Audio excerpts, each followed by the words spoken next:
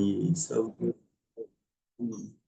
पंच परमेष्ठी भगवान की जय। आचार्य कुंद कुंद भगवान की जय। आचार्य रविशेन महाराज की जय। आचार्य गुरुवर श्री विद्यासागर महाराज की जय। पूज्य सर महाराज की जय। मुनि संघ की जय। अहिंसा परमो धर्म की जय. இப்படி இந்த பரத கஷேத்திரத்தில் அவசர்பிணி காலத்துல 12 சக்கரவர்த்திகள், 9 பலதேவர், 9 வாசுதேவர்கள் இங்கு பிறந்திருக்கிறார்கள். அவர்கள பலதேவர்கள் 9 பேரையும் பார்த்தோம். அதுல 8வது பலதேவர் ராமச்சந்திரர், 9வது பலதேவர் பல்ராம் பத்ம அப்படின்னு சொல்றாங்க. இப்படி பலதேவர் பத்திய வர்ணனை நேற்று முடிஞ்சது. இன்னைக்கு வாசுதேவர். ஸோ வாசுதேவர்ல முதல் வாசுதேவர் நாராயணன். யாருன்னு கேட்டீங்கன்னா த்ரீபுஷ்ட வாசுதேவர். இவருடைய ஜென்மம் போதனபுரத்தில் இருந்தது. பிரஜாபதியினுடைய கிரகத்துல ராணி மிருகவதிக்கும் கர்ப்பத்துல வந்தார். பிரஜாபதி தான் அப்புறம் அந்த இதுல வருது, இது ஒரு கதையில வரும். பிரஜாபதி மோட்சம் போறாரு. பிரஜாபதிக்கு தமிழ் ஒரு இலக்கியம் கூட இருக்குது, சூடாமணியா என்ன நினைக்கிறேன். அப்புறம் மகா சுக்ர விமானத்திலிருந்து மாதாவுடைய கர்ப்பத்துல வந்தாரு. இவரு பட்டத்து ராணி, இவருடைய பட்டத்து ராணி பேரு சுபத்ரா. இவருடைய பிரதி நாராயணன், அதாவது விரோதி யாருன்னு கேட்டீங்கன்னா அலகா நகரத்துல ராஜா அஸ்வக்ரீவன். அந்த அஸ்வக்ரீவனை இவர் வதம் செய்து அர்த்த சக்கரவர்த்தி பதவியை பெற்றார். 2வது வாசுதேவர் த்விபுஷ்ட வாசுதேவர். இவருடைய ஜென்மம்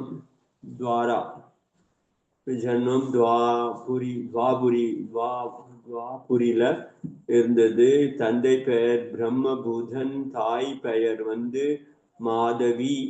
இவர்களுடைய கர்ப்பத்துல இவர் மகனாக பிறந்தார். இவருடைய பட்டத்து ராணி பெயர் ரூபினி. இவர் பிரதி வாசுதேவர் யாருன்னு கேட்டீங்கன்னா விஜயபுரத்தை ஆண்ட விஜயபுரமே ராஜ்ய கர்த்தா யார், அவர் பேர் பிரதி வாசுதேவர் தாரகன். அவரை வதம் செய்து இவர் தீன்கண்ட அதிபதியானார். 3வதான பேர் வாசுதேவன் ஸ்வயம்பு வாசுதேவன். இவன் லாந்தவ சொர்க்கத்துல இருந்து அஸ்தினாபுரத்துல தந்தை ரௌத்ரானந்தன் கிரகத்துல மாதா பிருத்திவி இவருடைய கர்ப்பத்துல பிறந்தார். இவருடைய பட்டத்து ராணியின் பெயர் பிரபவா. இவருடைய பிரதி வாசுதேவர் யாருன்னு கேட்டீங்கன்னா மேரக், நந்தபுரத்தை ஆண்டவர். மேரக்னு சொல்லக்கூடிய நந்தபுரத்தை ஆண்டவர். அவரை வதம் செய்து இவர் திரிகண்டாதிபதி ஆனார்.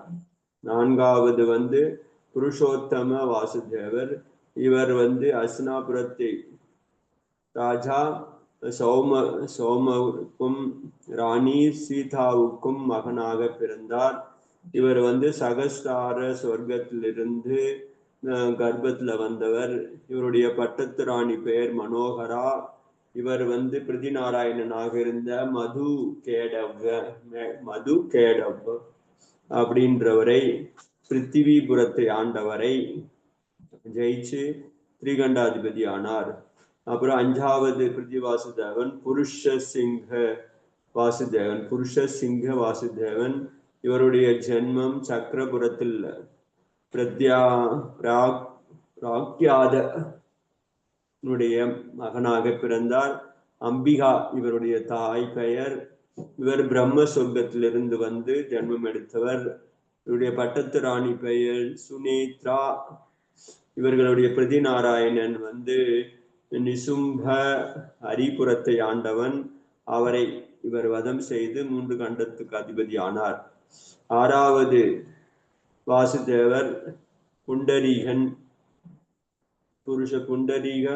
அவர் ஜென்மம் குஷாகிரபுரத்துல ராஜா சிவாகரனுடைய ராணி லக்ஷ்மிக்கு இவர் மகேந்திர சொர்க்கத்திலிருந்து மகனாக பிறந்தார்.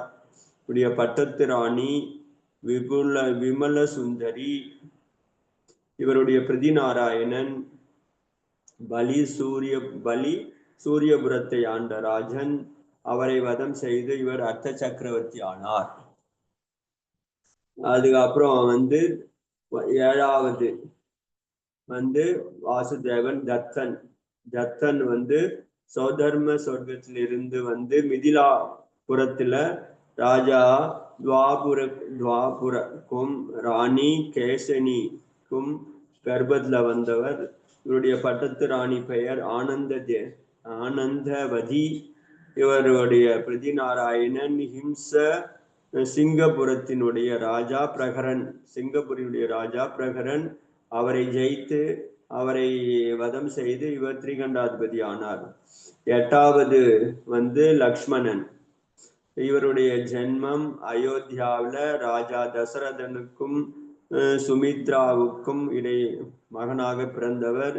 இவர் சானத்குமார சொர்க்கத்திலிருந்து கர்ப்பத்துல வந்தவர். இவருடைய பட்டத்து ராணி பெயர் பிரபாவதி. இவருடைய பிரதி நாராயணன் லங்காவினுடைய சாமி தசானன் வந்து ரணக்ஷேத்திரத்துல வதம் செய்து அர்த்த சக்கரவர்த்தி ஆனார். வாசுதேவன் லக்ஷ்மணுக்கு இன்னும் சில பவங்களே இருக்கிறது. இன்னும் சில பவங்களில் அவர் சொர்க்கத்திலிருந்து வந்து புஷ்கரார்த்த தீபத்தில் மகாவிதேக கஷேத்திரத்தில் அந்தர்கத் ஷாலபத்ர நாமக் நகரத்தில் சக்கரவர்த்தி பதவியோடு கூடி தீர்த்தங்கராகி அசங்கியாத தேவர் கல்யாணம் செய்வார், மோட்சமும் அடைவார். அதாவது லக்ஷ்மணனோட பாத்தீங்கன்னா அவரும் வந்து பின்னாடி தீர்த்தங்கர் ஆக போறாரு. சில பவங்கள்ல அவரும் வந்து தீர்த்தங்கர் ஆவாரு. தீர்த்தங்கர் ஆகி, ஏன்னா இங்க கிடையாது, புஷ்கரார்த்த தீபத்துல போயிட்டு அங்க போயிட்டு சக்கரவர்த்தி ஆகி தீர்த்தங்கர் ஆகி மோட்சம் போவாரு அப்படின்னு சொல்லிட்டாங்க. 8வது வாசுதேவர். 9வது வாசுதேவர் யாருன்னு கேட்டீங்கன்னா ஸ்ரீகிருஷ்ணன் வாசுதேவன். இவருடைய வந்து மதுராபுரியை ஆண்ட வாசுதேவனுக்கும் தேவகிக்கும் மகனாக பிறந்தார். இவருடைய மகாசுக்ர சொர்க்கத்திலிருந்து வந்து பிறந்தார். தேவகி கர்ப்பத்துல வந்தார். இவருடைய பட்டத்து ராணி பெயர் வந்து ருக்மணி அவருக்கு. இவர் வந்து பிரதிநாராயணன் ஜராச்சந்தன் ராஜகிரகத்தை ஆண்டவர். இவர் கோர சண்டையிட்டு அவரை ஜெயித்து 3 கண்டத்துக்கு அதிபதி ஆனார். இவரும் சில பவங்கள் கழித்து, கிருஷ்ணரும் சில பவங்கள் கழித்து உசர்பிணி 2வது காலத்தில், உசர்பிணி காலத்துல வரக்கூடிய 3வது காலத்தில் தீர்த்தங்கர் ஆவார். இவரும் பாத்தீங்கன்னா தீர்த்தங்கராகி மோட்சம் போகிறார். யாரு? கிருஷ்ணர். இப்படி 5 பலதேவர்கள், 5 வாசுதேவர்கள், 5 பிரதிவாசுதேவர்கள். உற்பத்தி காலம் பாத்தீங்கன்னா 11வது தீர்த்தங்கர் ஸ்ரீ சேம்சநாதர் காலத்துல இருந்து தொடங்கி 15வது தீர்த்தங்கர் தர்மநாத தீர்த்தங்கர் வரைக்கும் இருக்குது. ஸோ இந்த தர்மநாத தீர்த்தங்கர் வரைக்கும் 5 பேர் வந்துட்டாங்க, 5 பேர் போயிட்டாங்க. சேம்சநாதருக்கு முன்னாடி ஒரு நாராயணனும் கிடையாது. அதனால சேம்சநாதர் பகவானுடைய காலத்துல தான் நாராயணன் உற்பத்தி ஆகிறான். 5 பலபத்ரர், 5 நாராயணனும் சேம்சநாத காலத்துல இருந்து தர்மநாத காலத்து வரைக்கும் வந்தாங்க. 6வது மற்றும் 7வது பலபத்ரர் நாராயணர் பிரதி நாராயணன். 18வது தீர்த்தங்கர் அரணாதர் மோட்சம் போனதுக்கு அப்புறமும் 19வது தீர்த்தங்கர் மல்லிநாதருக்கு முன்பாகவும் பிறந்தார்கள். அப்புறம் 8வது பலபத்ரர் நாராயணர் பிரதி நாராயணன். 20வது தீர்த்தங்கர் முனிஷநாத காலத்தில் மோட்சம் அடைந்த பிறகு 21வது தீர்த்தங்கர் நமீநாத தீர்த்தங்கர் பிறப்பதற்கு முன்பு இவர்கள் உடைய காலமாக இருந்தது. 9வது பலதேவர், 9வது நாராயணன் யாருன்னு கேட்டீங்கன்னா நேமிநாத பகவானுடைய காலத்தில் நேமிநாத பகவானுடைய சித்தப்பாவினுடைய பசங்களாக இருந்தவங்க இந்த 9வது பலதேவனும் நாராயணனும். இவர்களுடைய பிரதி நாராயணன் ஜராச்சந்தன் இந்த காலத்திலே வாழ்ந்தாங்க.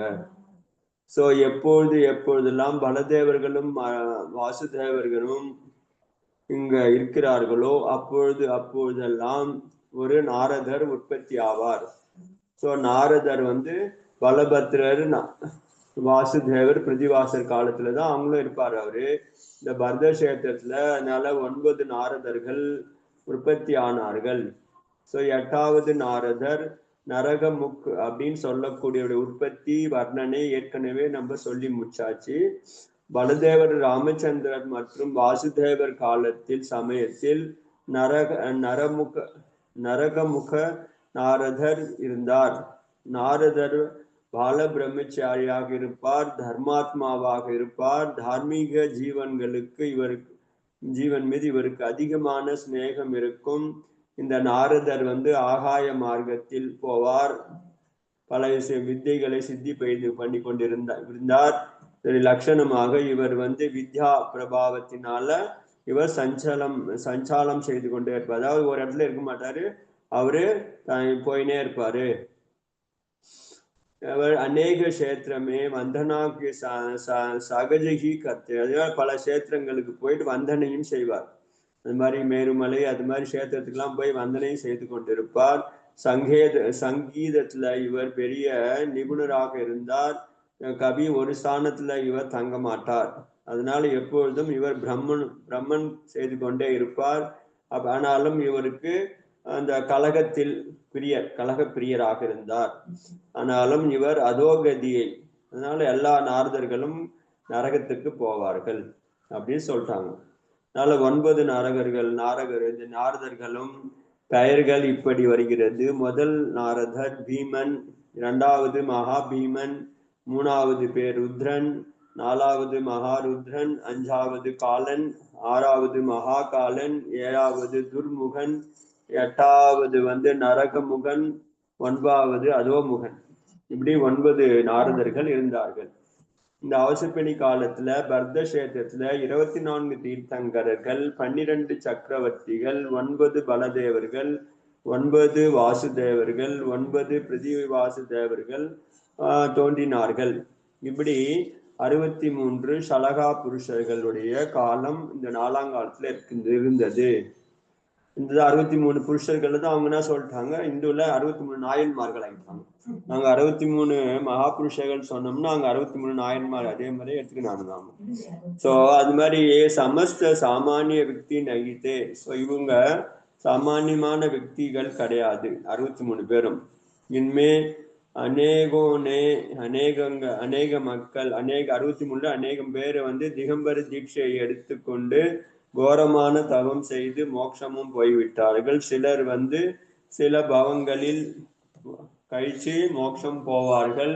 தீர்த்தங்கரர்கள் கண்டிப்பாக அதே பவத்தில் மோட்சம் போவார்கள்.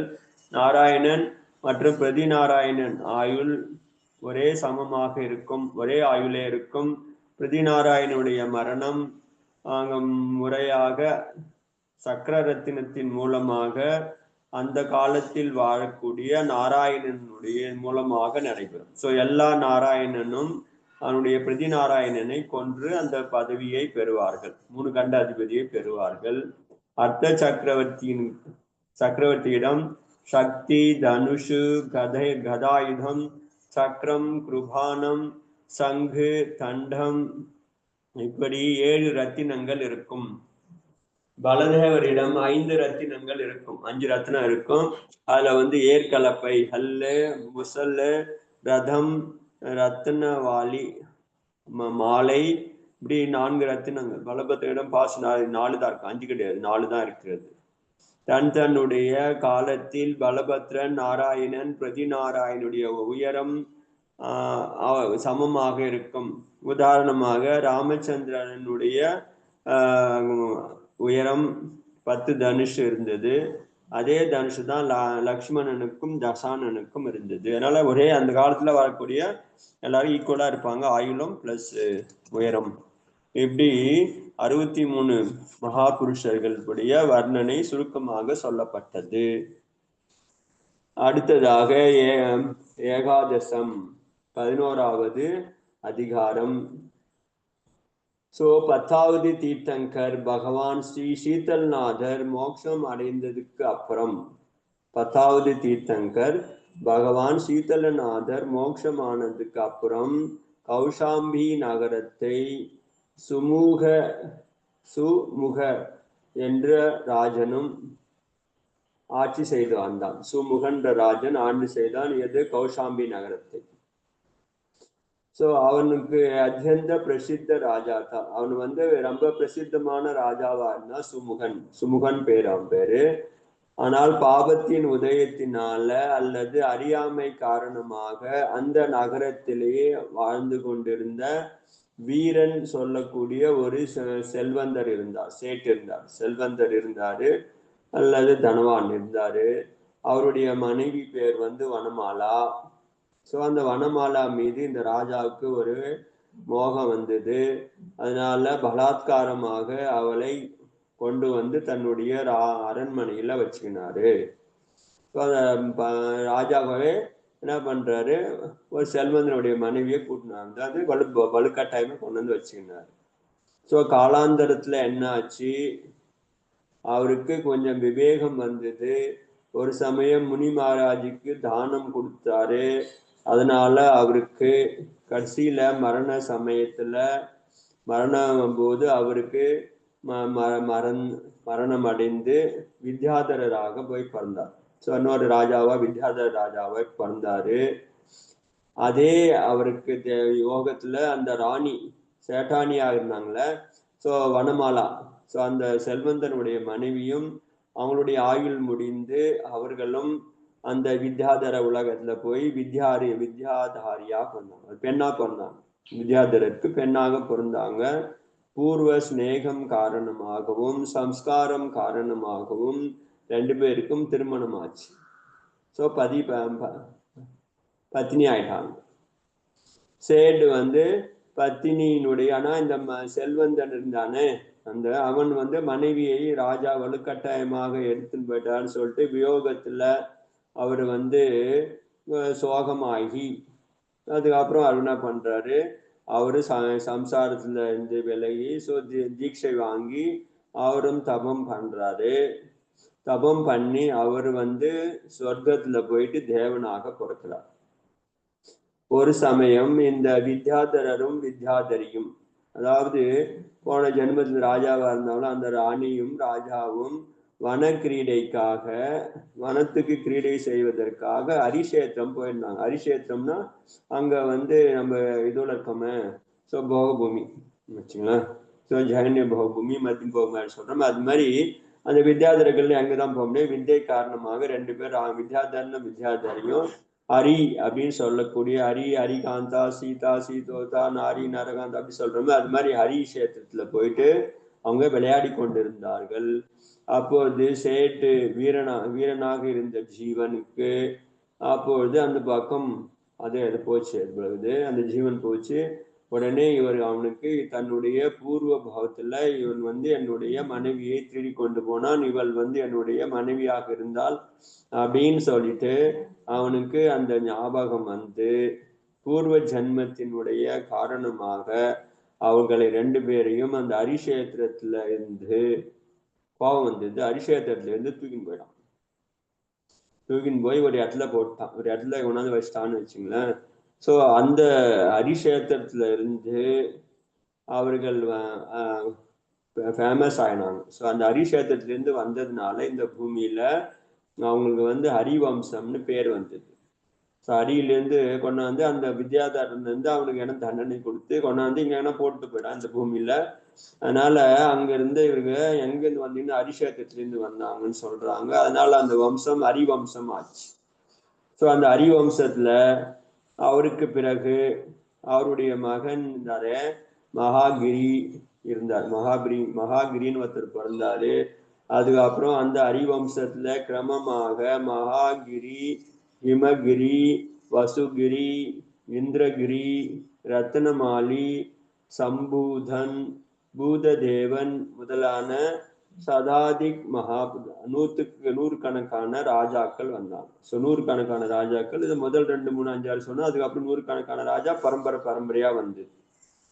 அதே ஹரிவம்சத்துல குஷக்ர நாமக் நகரமே. அந்த ஹரிவம்சத்துல குஷக்ர என்று சொல்லக்கூடிய நகரத்துல சுமித்ரன் என்ற ராஜா அத்தியந்த பிரசித்தமானவனா இருந்தார். அதே வம்சம் ஹரிவம்சம் அவருடைய பரம்பரையில குஷக்ர அப்படின்னு சொல்லக்கூடிய நகரத்துல சுமித்ரன் அப்படின்ற ஒரு ராஜா இருந்தாரு. அவருடைய ராணி பேரு பத்மாவதி. இந்த 2 பேருக்கும் தான் ஜகத் பூஜ்ய பகவான் ஸ்ரீ முனீஸ்வரநாதர் உடைய பிறக்கிறார். அவங்க 2 பேருக்கும் தான். அதனால முனீஸ்வரநாத பகவானுடைய வம்சம் பார்த்தீங்கன்னா ஹரிவம்சம். அதுல அந்த வம்சத்துல தான் முனீஸ்வரநாதர் வந்து பிறக்கிறாரு. இவர் ஜென்மோத்சவம் எல்லாமே விசேஷமாக நடைபெறுகிறது. இந்த தீர்த்தங்கர் வந்து இந்திரர்கள் மூலமாகவும் மற்றவர்கள் மூலமாகவும் பல பஞ்ச கல்யாணம் செய்யப்படுகிறாரு. யுவ அவஸ்தையுமே பிராப்து அடைந்த உடனே முனீஸ்வரநாதருக்கு அவருக்கு வந்து ராஜ்ய பதவி கொடுக்குறாங்க. முனீஸ்வரரும் அதுனா தீர்க்க காலம் வரை நியாயபூர்வமாக ராஜ்யம் செய்து பிறகு ஒரு நாள் சம்சாரத்துல உதாசீனமாகி வைராக்கியம் அடைந்து கோர தபம் செய்து அவர் தீர்த்தங்கர் தீர்த்தங்கர் ஆகி அதுக்கப்புறம் பல பேருக்கு ஆத்ம கல்யாணம் செய்து மோட்சமும் அடைந்தார் முனீஸ்வரநாத பகவான். அவருடைய முனீஸ்வரநாதருடைய மகன் யாருன்னு கேட்டீங்கன்னா சுப்ரதர். அவருக்கு வந்து அப்புறம் சுப்ரதருடைய மகன் கிரமானுசாரமாக தக்ஷன், அவருடைய மகன் ஏலாவர்தன், அவருடைய மகன் ஸ்ரீ விருக்ஷா, அப்புறம் சஞ்சயந்தன், அப்புறம் குனீம்னுடைய மகன் மகாரதன், மகாரதனுடைய மகன் வந்து குலோமதி. அப்படி அநேக ராஜாக்கள் வரிசையாக வராங்க. தீர்க்க காலம் ரொம்ப காலம் போனதுக்கு அப்புறம் அந்த குலத்துல யாரு வராங்கன்னா மிதிலா நகரத்துல ராஜா வாசவகேதுன்னு ஒருத்தர் வைக்கிறார். அந்த வம்சத்துல வர்றவரு வாசவகேது. அவருடைய பட்டத்து ராணி பெயர் விபுலா. விபுலாவுடைய கர்ப்பத்துல ராஜா ஜனக் உற்பத்தி ஆகுறாரு. உனி அப்படி பிரஜாக்கி சதுஷ பாடு. அதனால அவருடைய மகன் தான் ஜனகன். ஜனகன் சொல்லிட்டு ஜனகனின் மகள் தான் சீதை வரப்போறாங்க. ஜனகன் பத்திய வர்ணனை இப்படி வருது. ஜனகன் வந்து எந்த வரையில வந்தாருன்னா ஹரிவம்சத்துல வந்தாரு. அந்த ஹரிவம்சம் அங்க ஆரம்பிச்சது. ஹரிஷேத்திரத்துல விளையாடி இருந்த 2 வித்யாதரர்கள் மூலமாக வந்தது ஹரிவம்சம். அதுலதான் வந்தாரு முனீஸ்வரநாத பகவான். அந்த பரம்பரையில வந்தவர் தான் ஜனகன். அப்படி அந்த கதை வருது. முதல் தீர்த்தங்கர் பகவான் விஷப தீர்த்தங்கருடைய வம்சம் பார்க்கும்போது இக்ஷவாகு வம்சம். இக்ஷவாகுன்னு ஏன் வந்துன்னா இக்ஷுனா கரும்புல இருந்து அந்த காலத்துல கரும்பு அவர் ஜூஸ் குடிச்சாரு. அது மாதிரி கரும்பு சம்பந்தமான குலம். அதனால இக்ஷவாகு வம்சம்னு சொல்றாங்க. அந்த வம்சத்துல வந்து ரிஷபதேவரில இருந்து அதுக்கப்புறம் அவருடைய மகன் வந்து யாரு வந்தது பரதன். அப்படி வந்து அவர் 20வது தீர்த்தங்கர் முனீஸ்வர தீர்த்தங்கர் வரைக்கும் பலவிதமான ராஜாக்கள் வந்தாங்க. அதுல அப்படி கிரமசே சில பேர் அந்த ரிஷப தீர்த்தங்கருடைய பரம்பரையில இப்ப நம்ம முனீஸ்வரநாத காலம் வரைக்கும் பாத்தீங்கன்னா பல ராஜாக்கள் வந்தாங்க. சில பேர் வந்து மோட்சம் போனாங்க அந்த பரம்பரையில, சில பேர் வந்து சொர்க்கம் போனாங்க, சில பேர் நரகத்துக்கும் போனாங்க. அப்படிப்பட்ட பவித்திரமான இக்ஷவாகு வம்சத்துக்கு அது வம்சம் இப்போது அயோத்தியா நகரத்துல ராஜா ரகு அப்படின்னு ஒருத்தர் ராஜா இருந்தார். அந்த இக்ஷவாகு வம்சத்துல அயோத்தியாவை அந்த சமயத்துல ரகுன்னு ஒரு மகா சக்திசாலி ராஜா இருந்தாரு. சூர வீரனாக இருந்தாரு. மக்களுக்கு மீது அன்பு காட்டினவரா இருந்தாரு. அதனால மக்கள் அவரை ரொம்ப புகழ்ந்தார்கள், பாராட்டினாங்க. அதனால அவருடைய பின்னாடி வந்தவங்களை ரகுவோட வம்சம் ரகு வம்சம் அப்படின்னு சொல்றாங்க. ஆக்சுவலி அது ரிஷப தீர்த்தங்களுடைய இக்ஷவாகு வம்சம் தான். ஆனா அந்த ரகுன்ற ராஜா ஃபேமஸ் ஆனதுனால அந்த ராஜாவினுடைய புகழ் பரவதுனால யார் வம்சம் ஆயிருந்து ரகு வம்சங்க ரகு வம்சம் அப்படின்னு சொன்னாங்க மக்கள். இப்படி அந்த ரகு வம்சம் வந்து அந்த பரம்பரை வருது. அரண்ய அந்த ரகு வம்சத்துல அரண்ய என்று பெயருடைய ஒரு மகன் இருந்தான். அவன் வந்து அவன் வந்து அதாவது வயதாகும் போது தந்தை பிதாகா ராஜ்யபாரத்தை அவன் பெற்றான். அந்த அரண்யன். இன்கா ராணியினுடைய பெயர் பிருத்திவிமதி. இந்த ரகு வம்சத்துல அரண்யன் ஒரு ராஜா இருந்தாரு. அவர் வந்து தந்தையிடமிருந்து அது ராஜ்ய பதவியை பெற்றாரு. அவருடைய மனைவி பெயர் வந்து பிருத்திவிமதி. இந்த ராணி சே ராஜா அரண்யக்கு தோ புத்திர. ஸோ இந்த ராஜா அரண்யனுக்கு 2 மகன் இருந்தார்கள். முதல் மகன் பெயர் வந்து அனந்தரதன். அனந்தரதன். 2வது மகன் தான் தசரதன். தசரதன் அப்படின்னு பேர் வச்சாங்க. ஸோ 2 மகன் இருந்தாங்க. 2 மகன்கள்ல 2 பேருமே அழகாக இருந்தார்கள். சுப லட்சணத்தோடு கூடியிருந்தார்கள். இந்த முன்னாடி நம்ம பார்த்தோமே மகிஷ்மதிக்கு ராஜா. ஸோ மகிஷ்மதிக்கு இந்த ராஜா சகஸ்ட ரஷ்மி அப்படின்னு முன்னாடி பார்த்தோம். சகஸ்ட ரஷ்மின்னு சொல்லிட்டு ஒரு ராஜா இருந்தாரு. அவர் தான் பார்த்தீங்கன்னா தசரதனால தோற்கடிக்கப்பட்டாருன்னால அவருக்கும் இந்த அரண்யனுக்கும் கனிஷ்டமான நட்பு இருந்தது. ஸோ இந்த அரண்யனுக்கும் அந்த சகஸ்ட ரஷ்மிக்கும் கனிஷ்டமான நட்பு இருந்தது. 2 பேருமே என்ன பண்ணிக்கினாங்களாம், பேசிக்கினாங்களாம், நிச்சயம் பண்ணிக்கினாங்க. நம்ம 2 பேர்ல முதல்ல யாரு தீட்சை எடுத்தாலும் அடுத்தவருக்கு செய்தி சொல்லணும். அடுத்தவரும் தீட்சை எடுத்துப்பார். நீ முதல்ல தீட்சை எடுத்தா எனக்கு சொல்லு, நான் உடனே தீட்சை எடுத்துப்பேன். அது மாதிரி 2 பேருமே பேசினாங்க. அது மாதிரி அந்த காலத்துல அவ்வளவு நட்பு இருந்தது. நீ தீட்சை எடுத்தா என்னை விட்டுறக்கூடாது, நானும் வருவேன், என்னையும் நீ கூட்டுன்னு போகணும் அப்படின்னு சொல்லிட்டு அது மட்டும் பேசிப்பாங்க. அது மாதிரி அவங்க 2 பேரும் நிர்ணயம் பண்ணியிருந்தாங்களாம். அது மாதிரி நட்பர்கள். அப்பொழுது தசானன் என்ன பண்றாரு, அந்த சகஸ்ட ரஷ்மியை யுத்தத்துல ஜெயிக்கிறாரு. அதனால அந்த சகஸ்ட ரஷ்மி முன்னாடி கதையில அந்த பேர் ஞாபகம் இருக்குதுல தெரியல, சகஸ்ட ரஷ்மின்றவரு தோத்துடுறாரு. அதனால அவர் வந்து சம்சாரத்துல விரக்தி அடைந்து தீட்சை எடுத்துக்குன்னு போயிட்டார். அந்த கதை படிச்சோம். அதுக்கப்புறம் அவர் மோட்சமும் போனார் சொல்லிட்டு. ஸோ அப்ப அந்த பூர்வத்துல நிர்ணயம் பண்ண மாதிரி இந்த சகஸ்ட ரஷ்மின் ராஜா அரண்ய ராஜாவுக்கு செய்தி சொல்றாரு, தபா நான் தீட்சை எடுக்க போகிறேன், நீங்க சமாச்சாரம் கொடுத்துட்டு தீட்சை எடுத்துட்டாரு. அது மாதிரி தன்னுடைய நண்பன் தீட்சை எடுத்துட்டாருன்னு கேள்விப்பட்டு இந்த அரண்ய ராஜாவும் தன்னுடைய பெரிய பையன்கிட்ட சொல்றாரு, நீ நான் முனி ஆக போறேன்னு. பெரிய பையன் சொல்றாரு, நானும் முனி ஆக போறேன்னு சொல்றாரு. அதனால என்ன பண்றதுன்னு புரியாம 2வது மகன் இருக்கிறாரு தசரதனுக்கு முனிபதி, அதாவது ராஜாபிஷேகம் செய்து ராஜாவாக்கிட்டு அப்பாவும் முதல் பிள்ளையுமான அனந்தரதரும் 2 பேருமே முனியாகி தீட்சை வாங்கிக்கிறாங்க. ஸோ இதுல கோர தபம் செய்து அவருடைய தந்தை மோட்சம் அடைந்தார். அப்பா வந்து மோட்சம் போயிட்டார். மகன் இருக்கிறாரு அனந்தரத, கோரமான உபசர்க்கம் செய்து இந்த பூமியில விகாரம் செய்து கொண்டிருந்தார். உக்ரமான தபம் செய்து கொண்டிருந்ததால் அவருடைய பெயர் இந்த பூமியில வந்து அனந்த வீரியன் அப்படின்னு பிரசித்தமானார். ஸோ அனந்தரதர் என்ன சொல்றாங்க, அனந்த சக்தி இருக்குதுங்க, அவருக்கு அவ்வளவு தபம் பண்றாரு அப்படின்னு சொல்லிட்டு மக்கள் அவருக்கு பேர் அனந்த வீரியன் அப்படின்னு பேர் பிரசித்தமா ஆயிடுச்சு. இந்தாண்ட பக்கம் அண்ணன் வந்து அப்பா மோட்சம் போயிட்டார். அண்ணன் வந்து கடுமையான தபம் செய்து கொண்டிருக்கிறார். தம்பியான தசரதன் ராஜ்யத்தை ஆண்டு கொண்டிருந்தார். அயோத்தியாவை தசரதன் நியாயபூர்வமாக ஆண்டு கொண்டிருந்தார். தர்பஸ்தல் நகரமே அப்பொழுது தர்மஸ்தல் அப்படின்ற நகரத்தை உடைய ராஜா, நகருக்கு ராஜா கௌசல்யா கி புத்திரி கௌசல்யா. அந்த ராஜா பேரு வந்து கௌசலன், அவனுடைய மகள் பேரு வந்து கௌசல்யா அல்லது அபராஜிதான்னு ஒரு பேர் இருக்குது. கௌசல்யாவை தசரதனுக்கு திருமணம் செய்து வைக்கிறாங்க. அந்த கௌசல்யா தவிர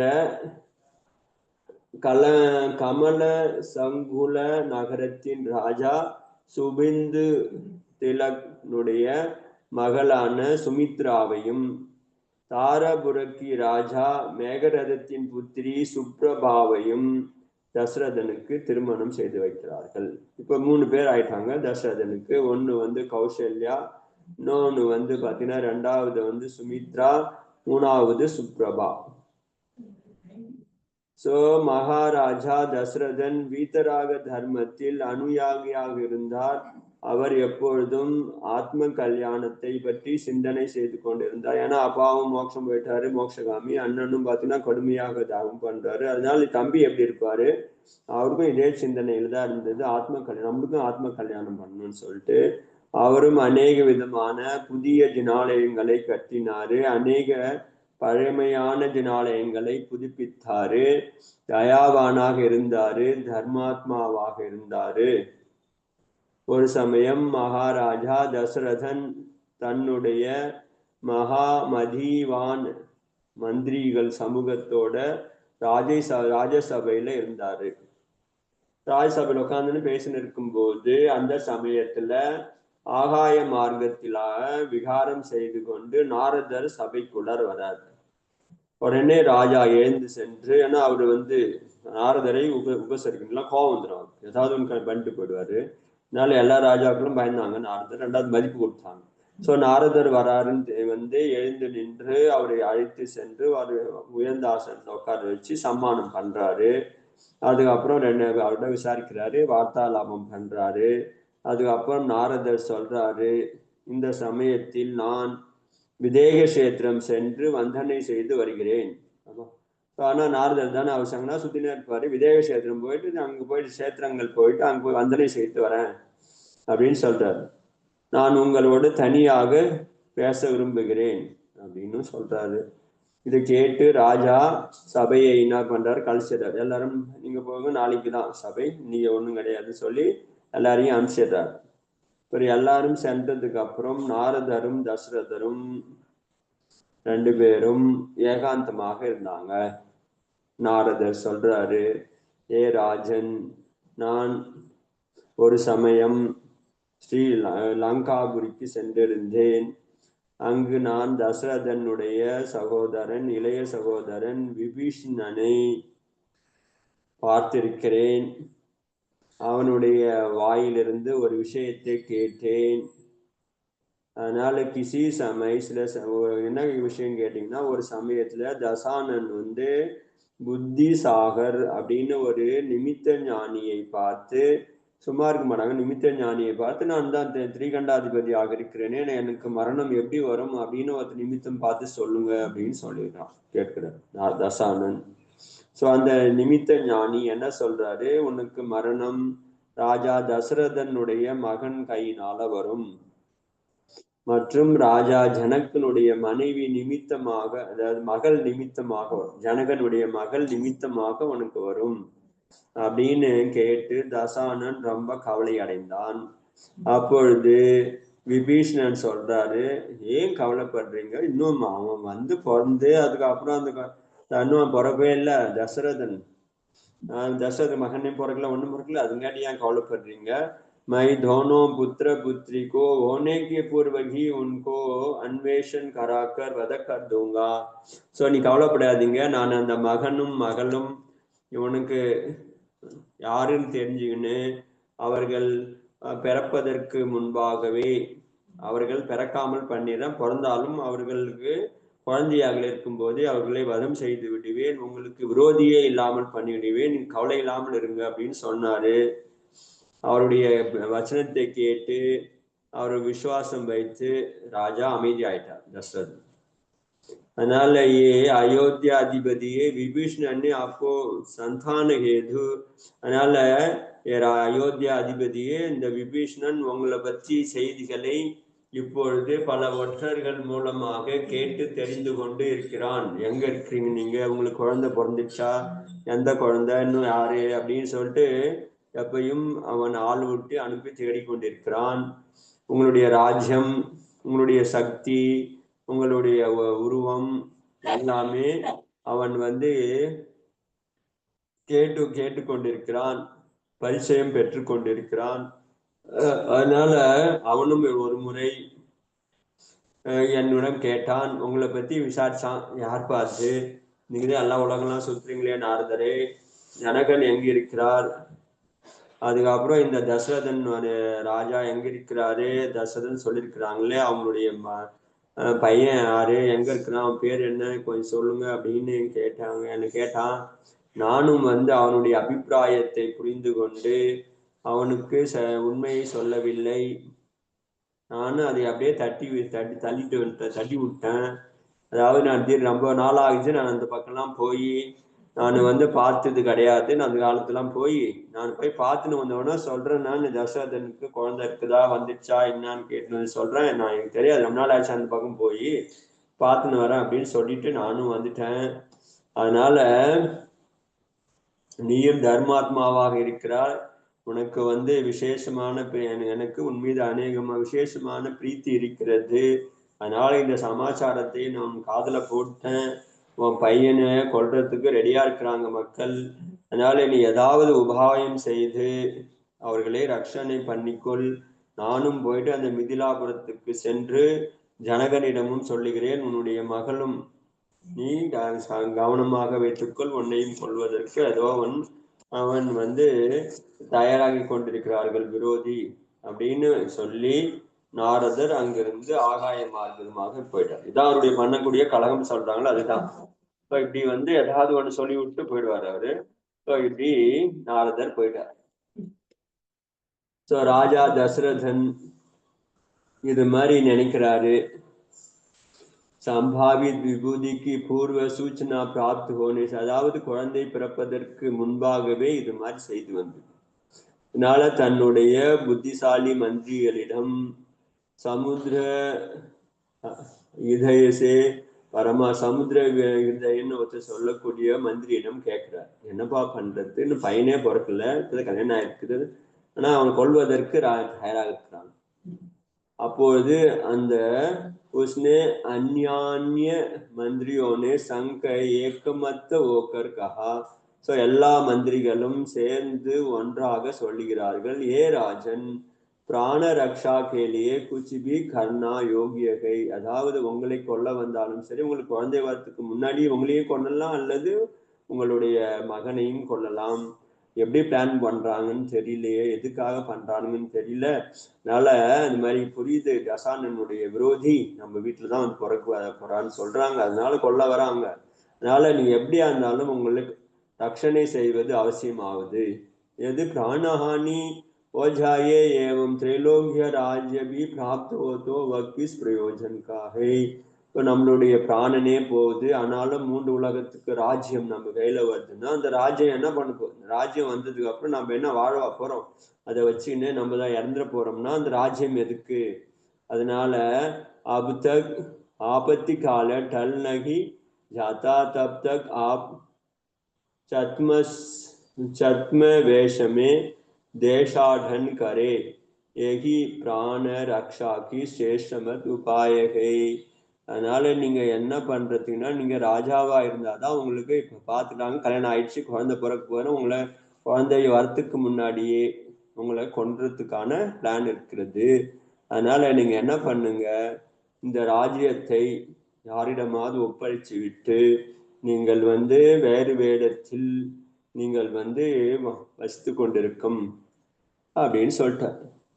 நாட்டை யாருன்னா கொடுத்துடுங்க அப்படின்னு சொல்லிடுறாரு.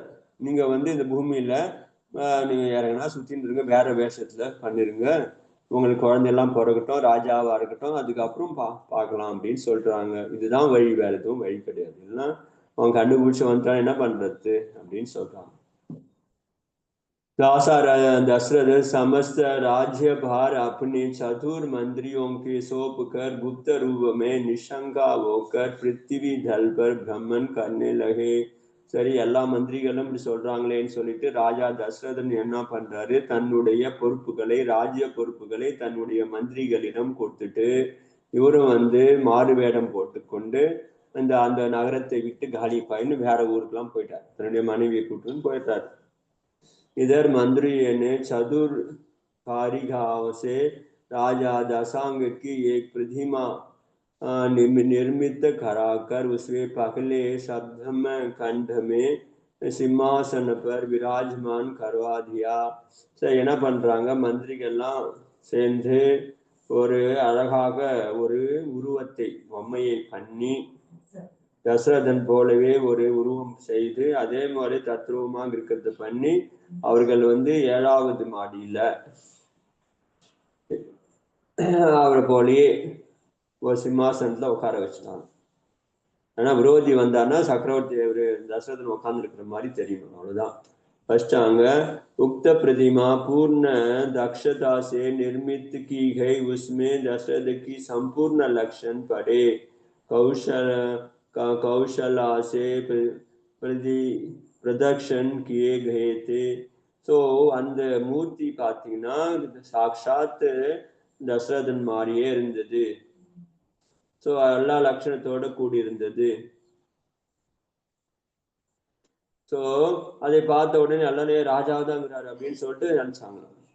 கிருத்திம ரத்த கா சஞ்சார் பி கியா கயா தா. ஸோ அதுல என்ன பண்ணிருக்கிறாங்க, செயற்கையாகவே ரத்தம் கூட இருந்தது. செயற்கையாகவே ரத்தத்தையும் அதுல அவங்களுடைய வித்தையினாலே இதனாலே செயற்கையாக ஒரு ரத்தம் சிவப்பு கடல்ல தண்ணி ஊற்றி அதை அப்படியே பம்பிங் பண்ற மாதிரி உடம்புறா அது ரத்தம் போய்கொண்டிருந்தது. ஸோ அப்ப உண்மையிலே ரத்தம் தான் இது அப்படின்ற மாதிரி அவ்வளவு அழகான உருவம், அதுல ரத்தமும் போயிட்டு இருந்தது. அது மாதிரி ஒரு பண்ணி வச்சிருந்தாங்க, செட்டப் பண்ணி வச்சிருந்தாங்க. वस्तुतः उसमें एकमात्र जीवन का ही अभाव है. ஸோ பாக்கத்துல அலங்காரத்துல முகத்துல கிரீடம் எல்லாமே ராஜா மாதிரி இருந்தது. என்னன்னா உயிர் கிடையாது, அவ்வளவுதான். மற்றபடி எல்லாமே பார்க்கறதுக்கு ராஜா மாதிரி இருந்தது. उस प्रतिमा की निकट जाने के किसी को भी आज्ञा नहीं थी. ஸோ அந்த பிரதிமாவுக்கு கிட்ட யாரையும் போவதற்கு யாருமே அனுமதி கிடையாது. मंत्री तथा प्रतिमा निर्माता शिल्पी की अतिरिक्त अन्य किसी को भी उस प्रतिमा की रहस्य ज्ञात नहीं था. ஸோ மந்திரிக்கு தெரியும், மந்திரிகளுக்கு தெரியும், அந்த பிரதிமாயை செய்த சிற்பிக்கு மட்டும்தான் தெரியும். இவர்களை தவிர வேறு யாருக்குமே அந்த பிரதிமா அப்படின்னு கூட தெரியாது, ரகசியமும் தெரியாமல் இருந்தது. मिथिलापुरी में राजा जनक ने नारद की मुखारविंद से विभीषण की गुप्तचरों के द्वारा अपनी आसन्न मृत्यु को समाचार सुनकर राजा दशरथ सदृश्य प्रचन्न रूप से पृथ्वी पर भ्रमण करने निश्चित किया. ஸோ மிதிலாபுரி நகரத்து ராஜா ஜனக்கனுக்கு இந்த நாரதர் போய் சொல்றாரு, இந்த மாதிரி உங்களுக்கு பிறக்கக்கூடிய பெண் காரணமாக தான் இங்க தசானனுக்கு மரணம் வருதுன்னு சொன்னதுனால விபீஷணன் உங்களுடைய கொல்வதற்கு தயாராகி கொண்டிருக்கிறான் அப்படின்னு செய்தி சொன்னாரு. உடனே தசரதன் போலவே இவரும் ராஜ்ய பதவியை மந்திரியிடம் கொடுத்து விட்டு இவரும் மாறு வேஷத்துல வேற ஒரு இடத்துல சுத்த ஆரம்பிச்சான். उनकी चतुर मंदिर ने जनक की प्रतिमा रूप की एक प्रतिमा निर्माण करवाई, उसे राजा की स्थान पर विराजमान करवा दिया. तो அவங்களோட அந்த மந்திரிகளும் ஜனகன் போலவே ஒரு உருவத்தை செய்து பிரதிமை செய்து அதையும் ஒரு சிம்மாசனத்துல ராஜசபையில அது மாதிரி உட்கார வச்சு அதுக்கப்புறம் அந்த பார்க்கறதுக்கு ராஜா மாதிரி இருந்தார். இப்படி आपत्ति काल में दोनों निरुपति गुप्त रूप में पृथ्वी दल पर यत्र तत्र भ्रमण करने लगे. இப்படி ஆபத்து காலத்துல ரெண்டு ராஜாக்களும் தசரதனும் ஜனகனும் ஆபத்து காலத்துல தன்னுடைய இதுல மாறு வேடம் பூண்டு அந்த நாட்டை விட்டு வெளியேறி வேற வேற நாட்டுல சுத்தி கொண்டு எங்கெங்கெல்லாம் போய் சுத்தி கொண்டிருந்தார்கள். कुछ காலத்துக்கு அப்புறம் விபீஷணன் अनेक सुखद गुप्तचरों से सहित पूर्व में ही समग्र निरीक्षण कर चुके थे राजा दशरथ की वध करने के लिए अयोध्या आए और राजमहल में प्रवेश करने की अवसर ढूंढने लगे. उसने राजा दशरथ की प्रतिमा को महल की अंतपुर में शयन करने की मुद्रा में देखा. तब विभूषण ने विद्युत लिखित नामक विद्याधर सुबह के राजा दशरथ प्रेमा को शीश को काट कर ले आने की आज्ञा थी. இப்படி விபீஷணன் என்ன பண்றாரு, குப்தர் அது மாதிரி ஒற்றர்கள் மூலமாக எல்லா விஷயத்தையும் அறிந்து ராஜா தசரதன் இன்னும் அவர் குழந்தை பிறக்கல, அவரையும் கொண்டுடணும்னு சொல்லிட்டு தசரதனை கொல்லுவதற்காக அயோத்தியா வந்தாரு. அப்புறமேட்டு ராஜமகல்ல பிரவேசம் பண்ணி அங்கே தசரதன் இருக்கும் இடம் எங்கே இருக்கிறதுன்னு பார்த்தாரு. அப்பொழுது தசரதன் பிரதிமா மகள்ல அந்த புறத்துல இருக்கிற மாதிரி தூங்குற மாதிரி ஒரே முத்திரையில இருக்கிறதை பார்த்து உடனே விபீஷணனிடம் ஒரு இவன் அனுப்புறாரு, ஒரு வித்யாதரனை அனுப்பி அங்க தசரதன் உள்ள இருக்கிறாரு அரண்மனையில, ஒரு அவருடைய தலையை வெட்டி எடுத்துக்கொண்டு வா அப்படின்னு சொல்றாரு. तत्काल बड़ी चपलता एवं सावधानी से राजमहल के अंतःपुर में प्रवेश उस प्रतिमा को शीश को कंग से काटकर स्वामी के समीप ले आया. ஸோ அந்த உடனே என்ன பண்றான், அந்த வித்யாதரன் உள்ள போயிட்டு அந்த பிரதிமை தலையை வெட்டி கொண்டு வந்து இந்த விபீஷணனிடம் கொடுக்குறான். अचानक राजा की मस्तक खड़ा हुआ एवं देह से रुधिर प्रभावित होता हुआ देखकर राजमहल में आकाकार मच गया. तो என்னாச்சு, திடீர்னு அந்த ரத்தம் செயற்கை ரத்தம் வேற அது உள்ள போயிட்டே இருக்கிறது.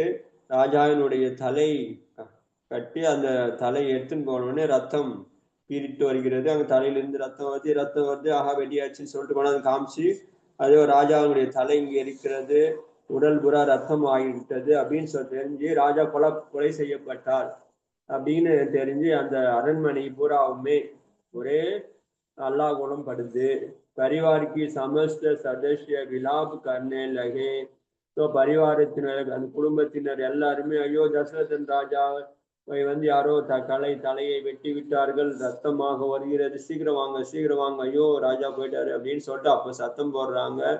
அதை பார்த்து விபீஷணன் சரி ராஜா தசரதன் இறந்து விட்டான் அப்படின்னு நினைச்சிட்டு ராஜா ஜனக் की अनुकृति प्रतिमा की मस्तक कटवा लिया. அங்கேயும் போய் அதே மாதிரி ஜனகனுடைய தலையையும் வெட்டி கொண்டு வந்துக்கிறான். அங்கேயும் வெட்டி விட்டுட்டான். ராஜா की कड़ा शीश देखकर जनक की महल में भी आकार मच गया. அது மாதிரி எல்லாருமே இது மாதிரி பிரதிமையை அதுல மந்திரிக்கு மட்டும்தான் தெரியும், மற்றவங்க எல்லாம் இருக்கிற ராஜா உட்கார்ந்து இருக்கிறார் அப்படின்னு சொல்லிட்டு தெரிஞ்சவங்க இது மாதிரி தலை காணவில்லை, ராஜாவுடைய தலை வெட்டி விட்டது, அது மாதிரி ஜனகராஜா முண்டமாக இருக்கிறார், ரத்தமாகிவிட்டது, அங்கேயும் ஒரே சத்தம் அல்லோகலப்படுது. அது எல்லாத்தையுமே பார்த்துட்டு அவர் இறந்து விட்டார் அப்படின்னு முடிவு பண்ணிட்டு இவர் போயிட்டார். समस्त जन करुणा खंथन करने लगे. इधर विभीषण दोनों राजाओं की मस्तकों की समुद्र में फिकवा कर लंका के लिए प्रस्थान किया.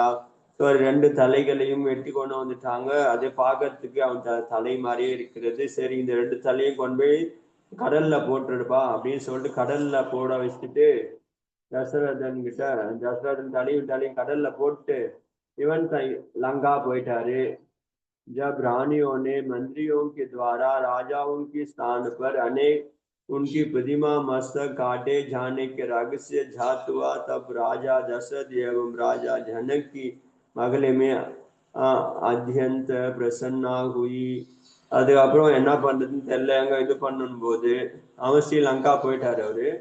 அதுக்கப்புறம் சொல்றாங்க மகாராஜா எல்லாம் சொல்றாரு, இந்த மந்திரி சொல்றாங்க இல்ல தசரதன் கிடையாது, இது வந்து ஜனகன் கிடையாது, அவங்களுடைய பிரதிமை, அவங்க ரெண்டு பேரும் இப்ப காணாம போயிட்டாங்க, இருக்கிறாங்க, இது வந்து அவங்களுடைய பொம்மை தான் அப்படின்னு சொன்னதுக்கு அப்புறம் தான் அந்த குடும்பத்துல இருந்தவங்களுக்கு, ராஜ குடும்பத்துல இருந்தவங்களுக்கு கொஞ்சம் அமைதி வந்தது. परिवार समस्त सदस्य मंत्रियों की चतुराई की प्रशंसा करने लगे. இப்ப வந்து அந்த மந்திரிகளுடைய புத்திசாலித்தனத்தை எல்லா மக்களும் அந்த அரண்மனையில இருக்கக்கூடிய அவருடைய உறவினர்கள் எல்லாருமே பாராட்டினாங்க. विभीषण लंका जाकर राजा दशरथ एवं राजा जनक की शीश कटवाकर समुद्र में फेंकने का समस्त वृत्तांत अपनी ज्येष्ठ भ्राता दशरथ को कब सुनाया. விபூஷணன் போய் லங்கால போயிட்டு தசரதன் அண்ணன் கிட்ட சொல்றாரு, நீ கவலைப்படாதே, உனக்கு மரணத்துக்கு நிமித்தமான அந்த 2 ராஜாக்களுடைய தலையையே வெட்டி கடலில் வீட்டு விட்டு வந்து விட்டேன் அப்படின்னு சொல்லிட்டு தசானன் கிட்ட சொல்றாங்க. இதை கேட்டு தசானன் ரொம்பவும் சந்தோஷம் அடைகிறார். அந்த தினத்திலிருந்து தன்னுடைய மரணத்துக்கு நிமித்தமானவர்கள் இல்லைன்னு சொல்லிட்டு அவரு நிச்சயம் பண்ணிட்டாரு. विभीषण अதாவது அமைதி அடைஞ்சிட்டாரு. विभीषण की दोनों राजाओं की मस्तक काटने की जगन ने पश्चाताप हुआ. ஆனா விபூஷணன் இருக்கிறாரு, இந்த மாதிரி நம்ம போயிட்டு 2 ராஜாவுடைய தலையை சண்டை போடாமலே வெட்டி கொண்டு வந்து கடல்ல போட்டோமே அப்படின்னு சொல்லிட்டு பச்சாதாபப்படுறாரு. அதாவது ஒருத்தர் தூங்கின்னு இருக்கிறாரு, ஒருத்தர் உட்கார்ந்து இருக்கிறாரு, இது மாதிரி சண்டை போடாமலே வெட்டிட்டோமே அப்படின்னு அவர் चित्तமே विचारने लगे. அப்புறம் சிந்தனை பண்றாரு, हाय मैंने अग्रज की मोह में कितनी भारी अनर्थ किया डाला. ஐயோ நான் அண்ணன் மீது உள்ள மோகத்தினால எப்படிப்பட்ட பாவத்தை அனர்த்தத்தை செய்து விட்டேன். कहा ये निर्भय भूमि गोचरी सामान्य नरेश एवं कहा विद्याधरों की स्वामी महापराक्रमी दशानन.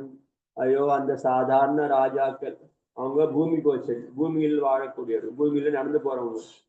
ஆனா நம்ம யாரு, வித்யாதரர்கள், ஆகாயத்துல போகக்கூடிய சுவாமி. அதுவும் தசானன் வந்து எவ்வளவு பெரிய மகா பராக்கிரமசாலி. ஆனால் நம்ம போயிட்டு அவனை சாதாரண ராஜாவை கொண்டுட்டுமே. பலாவே அத்துவே உன்கி அனுவர்த்தி सामान्य घन अतुल बलशाली दशानन क्या अनिष्ट कर सकते थे. நம்மளும் கொஞ்சம் முன்னாடி பின்னாடி யோசிக்காம அந்த நிமித்தன் சொன்னான் அப்படின்றத கேட்டு இந்த காரியம் பண்ணிட்டோம். அவன் சாதாரண ராஜா, நம்ம ராஜாவோ தசானனே எவ்வளவு பெரிய மகாராஜா, பலசாலி. இவனை வந்து என்ன பண்ண முடியும் அவங்க? ஐயோ ஐயோ நான் இது மாதிரி பண்ணிட்டேனே, சாமானிய போய் பலம் இழந்தவர்களை கொண்டுட்டேனே அப்படின்னு அவனும் நினைக்கிறான். यदि महा निमित्त ज्ञानी दोषों को मृत्यु की वस्तु स्थिति को ध्यान कर सकते तो वे स्वयं अपनी मृत्यु को विषय में घोषणा गवेषणा कर आत्म कल्याण क्यों नहीं प्रवृत्ति होते हैं. அப்ப அவர் நினைக்கிறாரு, இந்த நிமித்த ஞானி, நிமித்த ஞானம் சொல்றாங்களே, அவங்க சொல்றது உண்மையாக இருந்திருக்குமா அப்படின்னு உண்மையாக இருந்திருந்தால் இது மாதிரி அண்ணனுக்கு ஜோசியன்லாம் சொல்றானுங்களே, அப்ப அது மாதிரி ஜோசியன் அவங்க நிமித்த ஞானி தான். ஜோசியன்னு சொல்றதெல்லாம் உண்மையாக இருந்திருந்ததுன்னா ஏன் அவனு தனக்கு தானே தன்னை பத்தி ஏன் தெரிஞ்சுக்க மாட்டேன்றாங்க? தனக்கு எப்போ மரணம் வரும் அப்படின்னு ஏன் தெரிய மாட்டேன்றாங்க? தெரிஞ்சுக்கிச்சுன்னா அவங்க ஏன் அதை தியாகம் செய்து தீட்சை எடுத்து ஆத்ம கல்யாணம் செய்யாம இருக்கிறார்கள்? அதனால வீணாகவே இந்த நிமித்த ஞானியின் சொல்வதை கேட்டு நம்பி நானும் விமூடத்தனமான காரியத்தை செய்து விட்டேன். அதாக அகம் சாகர் மத்திய அவஸ்தித் ஏகு லங்காபுரி ஏவம் கஹா நிருபாத். ஸோ இந்த லங்கை இருக்கிறது, இது நான் கடலுக்கு நடுவில் இருக்கக்கூடியது, இதை யாரும் கடந்து உள்ளே வர முடியாத நிலையில் இருக்கக்கூடியது லங்காபுரி. இங்கு வாழக்கூடியவர் எப்படி வந்து அந்த சாமானிய மனிதர்கள் வந்து கொல்ல முடியும்? தேவோம் கி ஸ்வச்சதா பிரவேஷ் தக் நகி துஷ்கர்கை. இந்த லங்காவில் வந்து தேவர்களும் கூட நுழைய முடியாத மாதிரி இருக்கிறது. அப்படிப்பட்ட வித்யாதரர்களால செய்யப்பட்ட இந்த மாளிகைக்குள்ள பூமி கோச்சரியாக இருக்கக்கூடியவர்கள் எப்படி வருவார்கள்? நான் அதாவது செய்யக்கூடாத காரியத்தை செய்தேன். भविष्य में अब कभी भी ऐसी निकृष्ट कार्य नहीं करूंगा. இனிமே வந்து எதிர்காலத்துல இது போல காரியம் செய்ய மாட்டேன். அது மாதிரி யோசனை பண்ணி செய்வேன், இது மாதிரி காரியம் செய்யக்கூடாது அப்படின்னு தனக்கு தானாகவே வருந்துறார். தப்பு தெரிய பண்ணிட்ட, மோகத்துல பண்ணிட்டு இது மாதிரி பண்ணக்கூடாது அப்படின்னு. ராஜா தசரதன் மற்றும் ராஜா ஜனக் குப்த வடிவமாக மறைமுகமாக இங்க அங்க சுத்தி கொண்டிருந்தவர்கள் இது மாதிரி உத்தர திசாமே கௌதுக மங்கள நாமக் நகரமே போச்சு. இப்படி சுத்தினே இருக்கும்போது 2 பேரும் அப்படி வடக்குல திசையில கௌதுக மங்கலம் அப்படின்ற ஒரு நகரத்தை அடைகிறாங்க. நகர அத்தியந்த விஷால் ஏவம் ரமணீயதா वहां की राजा शुभमதி एवं रानी नाम பிருத்துஷ்டித்யா. ஸோ அந்த மாதிரி அந்த நகரத்தை, ரொம்ப அழகான நகரம், அந்த நகரத்தை வந்து சுபமதி மற்றும் ராணி பேர் வந்து பிருத்துஷ்டி அப்படின்னு மனைவி, ராணி. இங்கே துரோணமேகம் என்று சொல்லக்கூடிய மகனும், துரோணமேகன் சொல்லக்கூடிய மகனும், கைகேயி என்று சொல்லக்கூடிய ஒரு மகளும், அழகான மகளும் இருந்தார். கைகேயின்றது வந்து அந்த நாட்டினுடைய ராணி குமாரி. संगीत शास्त्र वादित्र स्वाधन चित्रकला गणित इतिहास तर्क शास्त्र व्याकरण छंद अलंकार आदि विद्या विविध विद्या में अत्यंत निपुणती. ஸோ அந்த கைகேயி இருக்கிறாங்களே, அந்த நாட்டு துரோணமுகனுக்கு தங்கை கைகேயி பல வித்தைகள்ல கெட்டிக்காரியா இருந்தாங்க. ரொம்ப அழகா இருந்தாங்க. சங்கீதம் வந்து அவங்களுக்கு கைவந்த கலையாக இருந்தது. எல்லா வாத்தியங்களையும் வாசிக்க தெரியும். அழகாக வரைவார்கள், ஓவியம் வரைவார்கள். கணக்குல புலியாக இருந்தாங்க. இதிகாசமும் தெரியும், வரலாறும் தெரியும், தர்க்க சாஸ்திரமும் படிச்சிருந்தாங்க, இலக்கணமும் படித்திருந்தாங்க. அதுக்காக கவிஞர்களாக இருந்தார்கள். அலங்காரமும் தெரிஞ்சது. विविध பலவிதமான வித்தைகளிலும் நிபுணமாக இருந்தார். इसके अधिरक्त रत्न परीक्षा, नर परीक्षा, अश्व परीक्षा, गज परीक्षा, वस्त्र वृक्ष सुगंधि आदि विविध परीक्षाओं वक पारंगति. ஸோ அந்த கைகேயி இருக்கிறாங்கல்ல, இது தவிர ரத்தினங்களை பரீட்சை செய்யணும். ஸோ இந்த காலத்து ரத்தின பரீட்சை பண்றதுன்னா அதுக்கு விலை போடணும். இது கூட கிடையாது. ஒரு ரத்தினம் கொடுத்தீங்கன்னா என்ன ரத்தினம் இது, ரத்தினத்துடைய விலை கொடுக்கனால இப்போ வைரம், வைடூரியம், அதுக்கெல்லாம் விலை, பரீட்சை உண்மையா பொய்யா டூப்ளிகேட்டா அப்படின்னு செக் பண்றது. அதுக்கப்புறம் மனிதர்கள் பறவைகளுடைய மனிதர்களை பற்றி நல்லவன் கெட்டவன் அப்படின்னு பரீட்சை பண்றதுலையும், அதே மாதிரியே குதிரை பரீட்சை பண்றது, யானையை பரீட்சை பண்றது. மாட்டு வியாபாரம் பண்ணும்போது பல்லெல்லாம் பிடிச்சி பார்ப்பாங்க, மாடு நல்லா இருக்குது, இவ்வளவு பால் கொடுக்கும், அதெல்லாம் பரீட்சை பண்றாங்கல்ல. அது மாதிரி குதிரையும் ஓடுமா, இது ஓடாதா, என்ன வயசு இருக்கு, என்ன இது ஜாதி, அது மாதிரி குதிரை பற்றியும் யானை பற்றியும், அது மாதிரி வேற வேற வஸ்திரங்கள், மரங்கள், அப்புறம் சுகந்தம், வாசனை திரவியங்கள், இதை பற்றிய நல்ல ஞானம் இருந்தது. இதெல்லாம் கெட்டிக்காரியா இருந்தாங்க. ஸோ இதெல்லாம் வந்து கரைச்சி குடிச்சிட்டு இருந்தாங்க நம்ம கைகேயி. ராஜா सुबमति ने अपनी सुयोग कन्या கைகேயி को स्वयंवर रचाया था. ஸோ என்ன பண்றாரு இவரு, தன்னுடைய மகளுக்கு நல்ல வரன் கிடைக்கணும் அப்படின்னு நினைச்சு கைகேயிக்கு சுயம்பர மண்டபம் ஏற்பாடு செய்கிறார்கள். उस स्वयंवर में अनेक राजा तथा राजकुमार आए थे. ஸோ அங்க வந்து அந்த சுயம்பர மண்டபத்துல அநேக விதமான ராஜாக்கள், ராஜகுமாரர்களையும் அழைத்திருந்தார்கள்.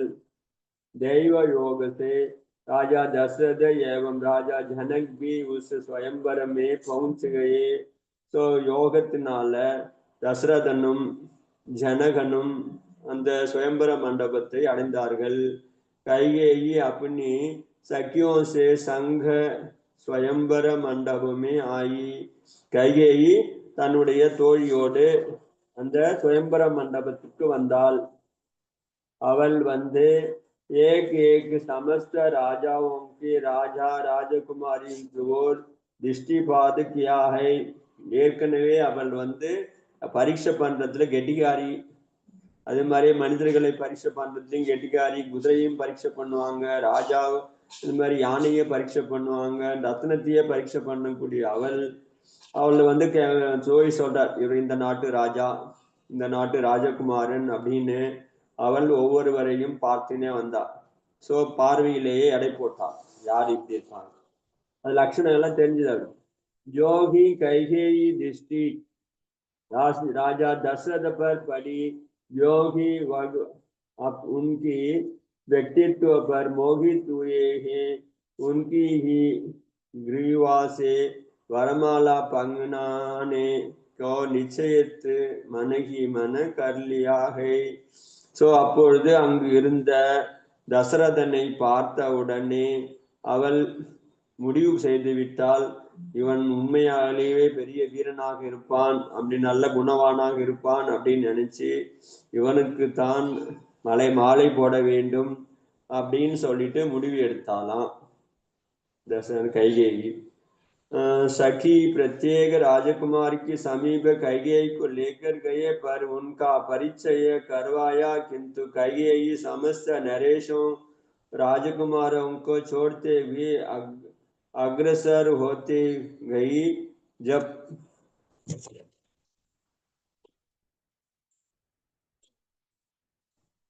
சரி, ஆனா ஒவ்வொரு ராஜாவையும் அவங்க சொல்லினே வராங்க, இந்த நாட்டு ராஜா, அந்த நாட்டு ராஜா, இந்த நாட்டு ராஜா, ராஜகுமாரின்னு ஒவ்வொரு தோழி சொல்லினே வர்றாரு. ஆனாலும் அவ சரியா பார்த்துட்டு ஒண்ணுமே அவளுக்கு ஒண்ணுமே பிடிக்காத மாதிரி. இப்ப எப்படி புடவைலாம் காமிச்சானே அந்த புடவை கிடையாது, அடுத்த புடவை எடுன்னு சொல்றாங்கல்ல, அது மாதிரி ஒண்ணு ஒன்னா பார்த்துட்டு அதுக்கப்புறம் மேல போயினே இருந்தான். யார் மேலேயும் அவளுக்கு பிடிக்கல. सो अब என்ன பண்றாங்க, ये राजकुमारी इनकी व्यक्तित्व उपस्थित समस्त राजाओं की अप्रतिम है. अब सब आपकी इच्छा पर निर्भर है. जिसकी प्रति आपकी अनुग्रह हो उसकी ग्रीव में एक वरमाला पहनाओ. அப்புறம் எல்லா ராஜாவும் சொல்லி முடிச்சிட்டாங்க. சொல்லி முடிச்சதுக்கு அப்புறம் அவங்க வந்து தசரதன் கிட்ட வந்துட்டாங்க. அப்ப தோழி சொல்றாரு, எல்லா ராஜா பத்தியும் நான் சொல்லியாச்சு, இனி உனக்கு எந்த ராஜாவை பிடிச்சிருக்கிறதோ அந்த ராஜாவின் கழுத்துல நீ மாலையை இடு அப்படின்னு சொல்றா.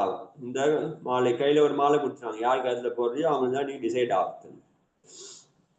कैकेयी मानसिक वरमाला तो दशरथ ग्रीव में इसकी पूर्व ही पहना चुका था, परंतु स्वयंवर की प्रथा के अनुसार अब उसने अपनी दोनों सुखोमल हाथों में भौतिक वरमाला दशरथ की ग्रीव में पहनाई. ஏற்கனவே அவள் மனசால தன்னோட தசரதனை முடிவு செய்து விட்டால், நான் இப்பொழுது மாலையை தசரதனுடைய கழுத்திலையும் போட்டுட்டான். மாலையும் போட்டான். एक अवलोक कर अनेक न्याय प्रिय राजाओं ने वर कन्या के रूप सौंदर्य यथेष्ट प्रशंसा की, कई तो चित्त में संतुप्त होकर अपनी अपनी स्थान लौट गए, लेकिन कई जो दुष्ट स्वभाव थे वह क्रोधित होकर दशरथन से युद्ध करने की तत्पर हो गए. சரின்னு சொல்லிட்டு ஒரு மாலை போட்ட உடனே சில ராஜாக்கள் சரி அவனுடைய ராணி அழகை அவனுக்கு பிடித்தமானதை எடுத்துக்கொண்டான்னு சொல்லிட்டு அவங்க அவங்க அவங்க அவங்க நாடுக்கு திரும்பிடுறாங்க. ஆனா சில துஷ்ட ராஜாக்கள் இருக்கிறாங்களே, எவ்வாறு என்ன அது, அவனுக்கு போய் மாலை போடுறேன்னு அவனோட சண்டை போடுறான், அவன் என்னதான் பெரியவன் ஆகிறான்னு பார்க்கலாமே அப்படின்னு சொல்லிட்டு அவனோட தசரதனோட யுத்தம் இடுறதுக்கு தயாராயிட்டாங்க. வே பரஸ்பர ககனே லகே. ஸோ என்ன சண்டை போடுற என்ன பேசிக்கிறாங்க அப்படின்னா, उत्तम वंश में जन्म लेने वाले तथा जिनके वैभव अवर्णीय है उनके ही ग्रीव में वरमाला ना पहनाकर अज्ञात कुलशील वाले परदेशी की ग्रीव में कन्या ने वरमाला पहनाई है. तो என்ன சொல்றாங்க, நல்ல நல்ல உத்தம குலத்துல பிறந்த ராஜாக்கள் எல்லாரையுமே வந்து இங்க இருக்கும்பொழுது யார் கழுத்துலயும் மாலை போடாமல் ஒரு பரதேசியாக இருக்கிறான்னு, அவன் யாருன்னு தெரியல, அவன் அங்க இருக்கிறான், அங்க உட்கார்ந்து இருக்கிறான், அவன் கழுத்துல போயிட்டு இந்த ராணி மாலை இட்டு விட்டாலே அப்படின்னு நினைக்கிறாங்க, எல்லாம் பேசிக்கிறாங்க. அவன் யாருன்னே தெரியாது, பரதேசி மாதிரி இருக்கிறான். அவன் மேல தலையில போய் ராஜாவும் கிடையாது, ஒண்ணும் கிடையாது, நிசந்தேக கன்யா மகா மூடகை. ஸோ அதனால இந்த கன்னியை இருக்கிறதால இந்த பெண்ணு ரொம்ப மூடத்தன்மை இருக்குன்னு நினைக்கிறேன். ராஜாவை விட்டுட்டு சாமானிய ஆள் எவனோ ஒருத்தர் உட்காந்துக்கிறான் சபையில், அவங்க போய் மாலை போட்டான். அதனால இவ வந்து மூடமுடையவள். ராணி வந்து என்ன சொல்லிக்கிறாங்க, ஸோ அந்த தோழி எல்லா ராஜாவையும் பேர் சொன்னானா இவங்க எல்லாம் ஒண்ணுமே பண்ணல, இவங்க உட்காந்துக்கிறார் பார்க்கறதுக்கு வந்த மாதிரி இருக்கிறார் பரதேசி, இவர் காலத்துல போய் பாட்டு போட்டாலே. अब तत्काल ही इसे अज्ञाता परदेशी को यहाँ से निर्वासित कर बलपूर्वक इन कन्या की हरण कर किसी कुलीन राजकुमारी संग उसके विवाह कर देना चाहिए.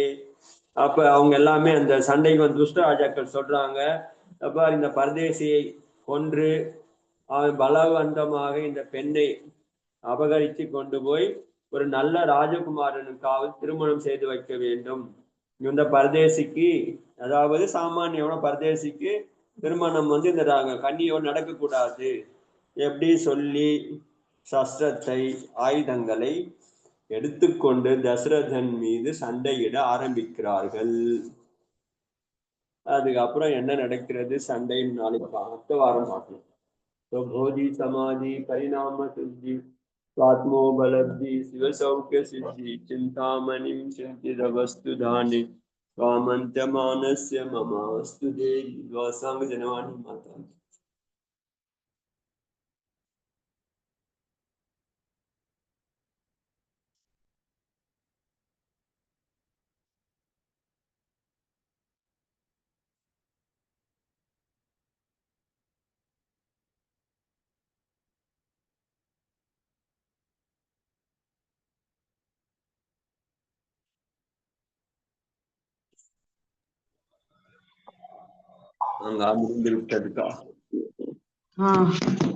புரிஞ்சுது.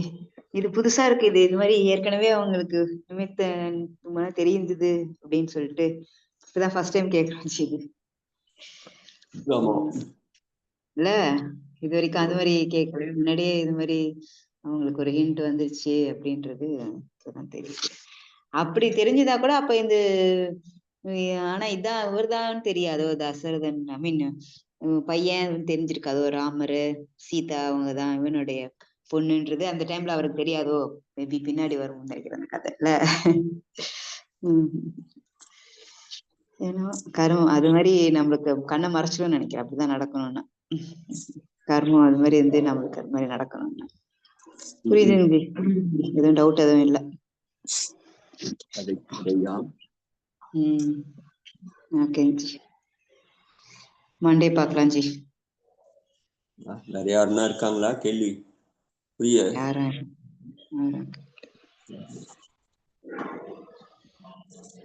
சரிங்களா? ஓகே ஜி, என் பண்ணிடுறேன். என் பண்ணிடுறேன், நீங்க தான் என் பண்ணணும்.